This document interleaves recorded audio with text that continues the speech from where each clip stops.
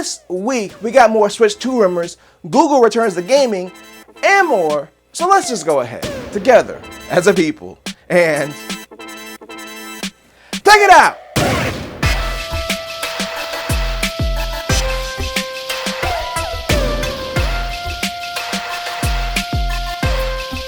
And welcome to another sensational Sunday. I'm Mike, and I'm back to talk about the gaming news on YouTube. You know what else is on YouTube?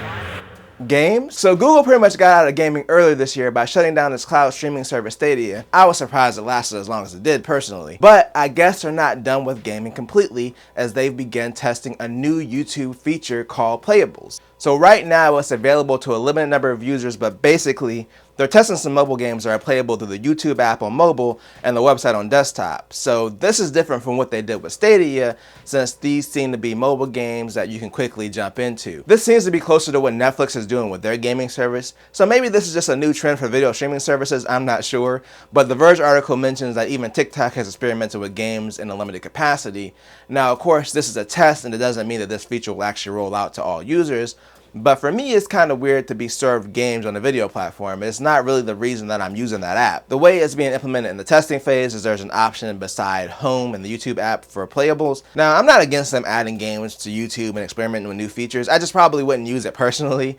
I just don't know if people who are going to an app for video would be interested in randomly jumping into a game. But I am curious to see if gaming continues to be added as like a bonus for video streaming services in the future. Just like I'm curious about a game coming to Xbox in the near future, and that's Baldur's Gate 3. So last time we talked about this game, it was delayed on Xbox due to them not being able to get the split screen working on the Series S. However, Microsoft agreed to let them release it on the Series S without split screen, so it is coming to Xbox at some point this year. It still doesn't have an official release date.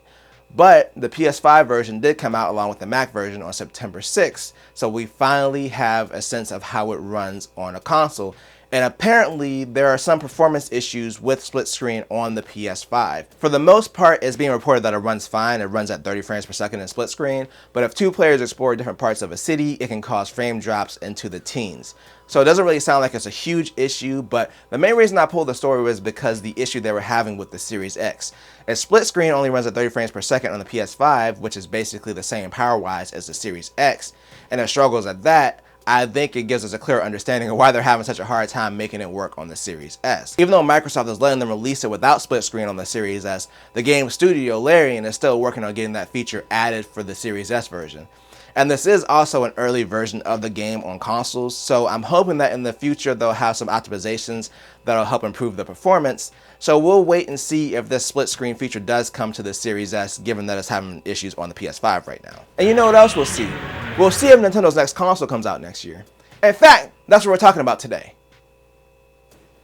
in our final story. So last time we talked about the Switch 2, we had some minor rumors about the system, basically saying it's going to be similar to the Switch hardware-wise.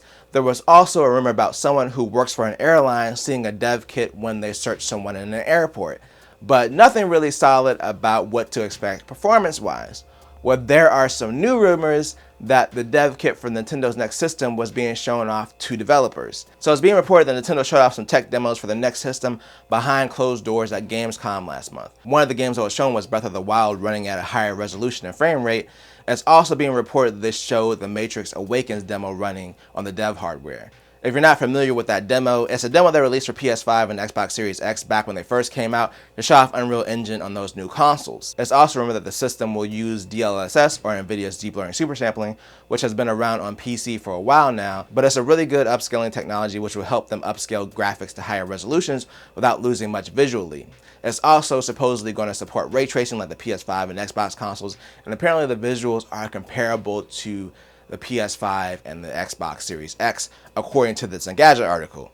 Now, if these rumors are true, I could see them being able to achieve graphics close to the PS5 and Xbox by rendering at a lower resolution and then using DLSS to upscale. But of course, these are all rumors. I think out of all the rumors, DLSS support is likely since Nvidia made the chip for the Switch and they're most likely making the chip for their next system. I'm personally hoping that the next system supports backward compatibility, but there hasn't been any rumors on if it will or not. Like, it would be cool to be able to play something like Breath of the Wild at a higher frame rate and a higher resolution, especially since they were using it apparently as a demo if these rumors are true. I also think of games like Pokemon Scarlet and Violet or the GTA collection would both have performance issues on the Switch. They would benefit from new hardware. Of course, that would depend on if Nintendo and those devs do the work to make those games run at a higher resolution and frame rate on the new system. As far as this rumor overall, I think that this probably did happen.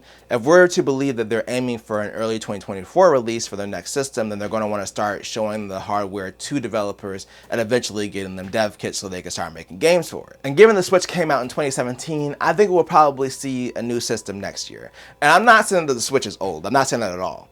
But it just graduated high school. And it's about to start its first job as a barista at Starbucks. Now, personally, I'm excited to see what Nintendo does with their next system. Maybe we'll get some official information by the end of the year, but we'll see. You know what else I see? Oh, that's the end of the video. So I'm gonna bring it to a close, but let me know what you think down below. What do you think Nintendo's next system should be called? The Switch 2 or the Switch U? Again, let me know down below, and if you enjoyed this video, then make sure to tell a friend, tell a coworker, like, share, and subscribe, and hit that bell notification button wherever it is to be notified when I drop a video or live stream. And always do at least 2 things at the same time.